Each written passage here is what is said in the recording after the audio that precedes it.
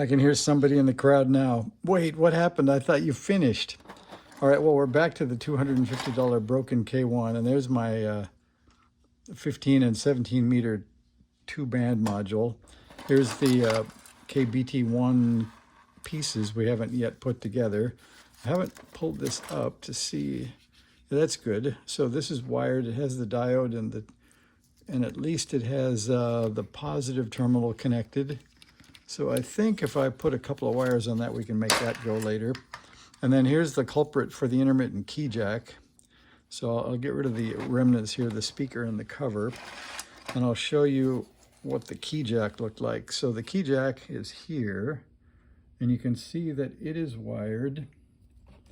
Let's see if I can get this turned the right way. You can see it's wired to be a vertical mount 3-conductor key jack. Well, what was in there was this, which is not a vertical, it's a horizontal, and it's got 1, 2, 3, 4 pins on it, so it obviously doesn't fit. So what they did was they connected wires up to it, they flattened all the pins, and then they put this heat shrink around it, and they stuffed it in here on top with these wires so that you could connect it to the hole in the back. So I'll give them half credit because it was held in with the screw, so it was fairly rigid, but I just can't leave it. So I've ordered that part on Digikey, and then I'll show you what else I can't leave. So here's the crystal filter. I can't quite leave RP1 with discrete resistors wired in the sculpture here. I also can't leave, this is a thing I tacked in because there used to be a switching diode in for this varicap. So I'll shorten those leads and change that resistor pack. And then over here, this is RP3. It's the same thing, 1, 2, 3, 4, 5 resistors in a row with 10 pins. So we'll change that one out. I think, what is that, 47K, I think. And then this resistor pack is the one that caused the keying problems because these were standing up too tall and they were shorting out against the filter board. So RP5 will get put back together with its 3.9K resistors. And then RP4 has the same disease over here.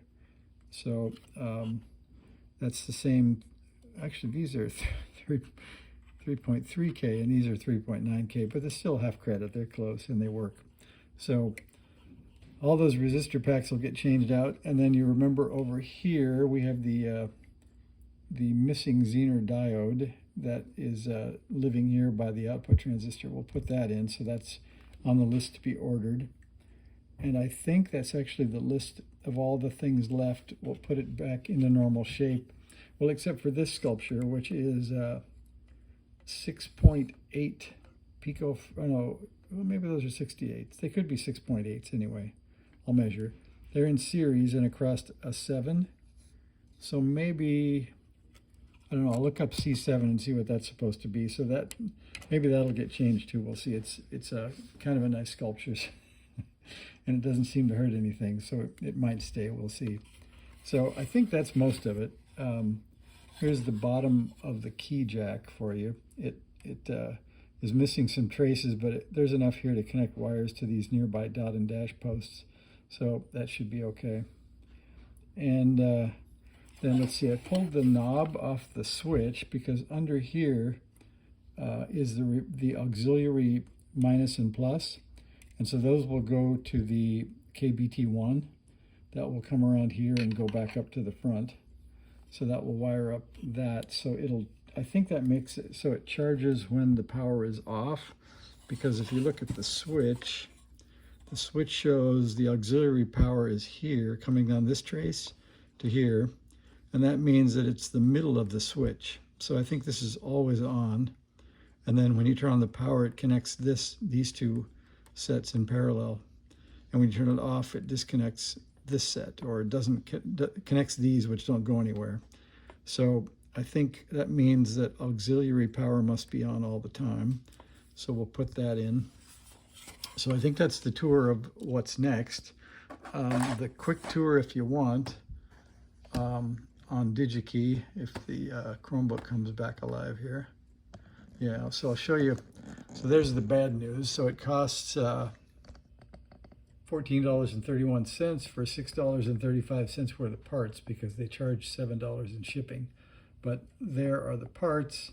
So there is the 3.9K, 2 of those, the 100K, 1 of those, and the vertical mount jack for the key, and then the bottom is the 47K ohm.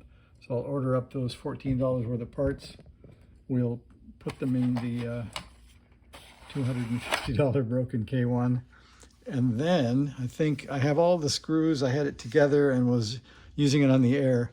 So I think it'll actually be a pretty clean little radio. Unless one of you has a front panel that you'd be loving to get rid of because it'd be much prettier without these stick-on labels. But when I looked under the stick-on label here, there's not much yellow paint, so it wouldn't be very pretty without those anyway. So, all right, so that's the final chapter of the $250 K1 until the parts come back. We'll put those in and put all the covers on, and it should be complete. Thanks for watching.